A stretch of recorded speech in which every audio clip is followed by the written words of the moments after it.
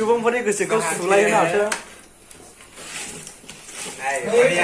भिडिअ'सा माबोरै बिथांनि थाखायहाय बे चेनेल गोदानावहाय बिथांनि चेनेलनि कन्टेन्टफ्रा जेब्लायबो नैबे आइस बायदि सुग्लायलांबाय थाथों। बिथांनि चेनेलनि कन्टेन्टफ्रा जेब्लायबो नैबे आइस बायदि सुग्लायलांबाय थाथों।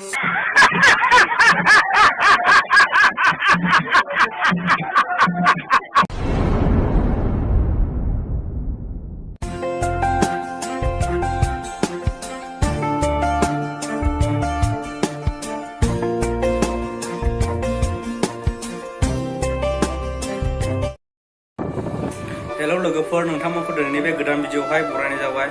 दिनैनि भिडिअ'आ जागोन जाहैबाय माने आंनि लोगो सासे मिथिसार नार्जारि बिथाङा दिनैहाय माने इउटुब चेनेल गोदानै खुलिगोन आरोना। ओमफ्राय बिनि थाखायनो खुलिनायनि मुङावहाय अपेनिं सेरेमनि बानायनो आखायाव लादों। आं दा बेयावनो दंफैयो नै, बिथाङा सिङाव दङ नै, बेनो दा रेडि बानायगासिनो आरोखि। माने केकबो हानाय जागोन इयावहाय, नोंथांमोना नायलांबाय था, सापर्ट बानाय। बिथां मिथिसारखौबो बिथाङा दिनैनिफ्राय कन्टिनिउ ब्लग भिडिअ लाबाय थासिगोन। नोंथांमोना चेनेलाव थांनानैहाय साबसक्राइब बानाय, अननानै बयबो हेफाजाब खालाम। जों गावजों गाव सापर्ट बानायलायनांगौ, अब्लासो जोङो जौगालांनो हागोन बर' हारिया। नोंथांमोना भिडिअखौ नायलांबाय थादो। जों दा माने प्रग्रामखौहाय बेखेवनायसै नै। डेट 22/9/2021 निउ इउटुब चेनेल अपेनिं सेरेमनि मिथिसार नार्जारि आरोखि। माने चेनेलनि नामा नैबेनो जागोन, मिथिसार नार्जारियानो। जायनाखि इउटुब चेनेलनि बिथां अनार मिथिसार नार्जारि, बिथाङा बेनो नै। नोङो एसे गावनि चेनेलनि नामफोरखौ एसे खिन्थानानै लादो आंनि भिउवार्सफोरनि सिगाङावहाय। बयनिसिमबो आंनि खुलुमनाय आरो गोजोननायखौ जासिहरग्रोबाय। आंनि बे इउटुब गोदान निउस चेनेल आङो दिनै अपेनिं खालामनो नागिरदों। आङो लोगोफोरखौ हांख्रायगाबाय, ओमफ्राय आङो जाहाथे आंनि ब्लगाव नोंथांमोनाबो सापर्ट होलाङो आरो आङो मोजां मोजां कन्टेन्ट लाबोनो हायो आरोना। बेनि थाखायनो आङो जाहाथे आंनि बे ब्रेन्डफ्रा एक्सपिरियेन्स बाथ्राफ्रा एसे थाबथा जानायफ्रा जाहाथे मोजां जालाङो, बेनि थाखाय आङो इउटुब चेनेलखौ दिनै फार्स्ट अपेनिं खालामनाय जाबाय। नोंथांमोना सापर्ट खालामदो। आंनि भिउवार्स नोंथांमोना अननानै बयबो चेनेलाव थांनानै चेकआप बानायनाय, आङो स्क्रिनाव होनानै होगोन बिथांनि चेनेलनि नामखौ। बयबो सापर्ट बानायनानै जाबाय।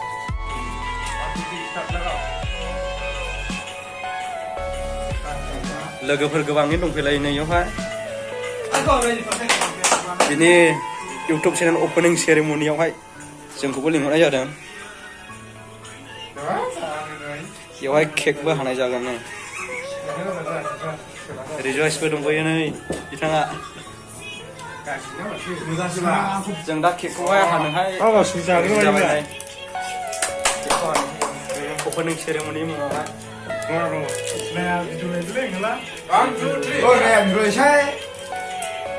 माथो मोजां जिंलाय खौलाय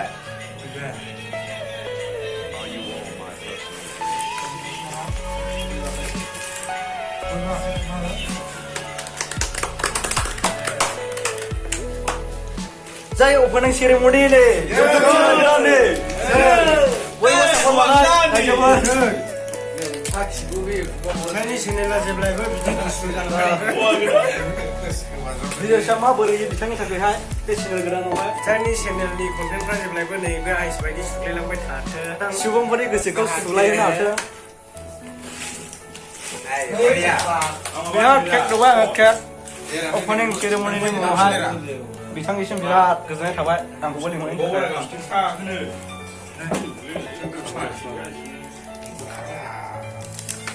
आं बिथांनोबो दौफिनायसै नै।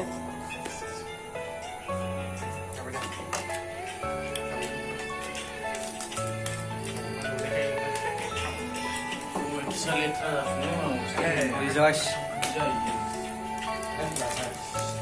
aku marah. Ini laut tuh nih.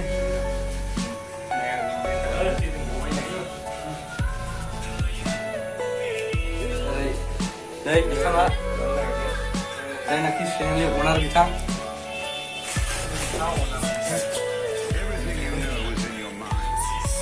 जाबाय फंबायफोर आयौ जाखाबाय बियो बरिया बरिया बयबो सापर्ट बानाय रायजोफोर बिथाङा संनाय खावनायनिबो लाबोनो हागौ समावहाय दायो केकआबो हाखांबाय हाखांनानै दायो भिडिअखौ जोङो फोजोबसिगोन आङो ब्लगआ ओरैबायदि लाबोनो सानदों आङो जाहाथे ओंखाम संनाय आरो ओंखाम ओंख्रि जाहाथे आंनि बे ओंखाम ओंख्रि थोरसि लथा सुनाय आरोना आङो बेफोरबायदि ब्लग बानायनांगोन जाहाथे आङो बे कन्टेन्टफ्राव मोजांफोर जायाब्ला अननानै निमाहा खालाम जाहाथे आङो बे दिनैनि इउटुब चेनेलखौ गासिबो नोंसोरो सापर्ट खालामदो आङो बेखौनो मिजिंथिबाय नोंसोरो सापर्ट खालामदो बरिया जागोन चेनेला खिन्थु हौवाफोरनि चेनेलाव रावबो ओंखाम ओंख्रि संनायखौ नुफैनाखैमोन नैबे बिथांनि चेनेलावहाय सेंग्राफोरनि चेनेलावहाय दिनैनिफ्राय नोंथांमोना ओंखाम ओंख्रि संनाय थोरसि सुनाय बेफोरबायदि मोजां मोजां भिडिअखौ नुनो मोनसिगोन नोंथांमोना सापर्ट बानायलानो जाबाय आं दिनैनि भिडिअखौ एसेयावनो फोजोबासै नोंथांमोना भिडिअखौ नायनानै मोजां मोनदोंब्ला लाइक कमेन्ट शेयार बानायदो आरो चेनेलाव गोदानब्ला साबस्क्राइब बानायदो बाय बाय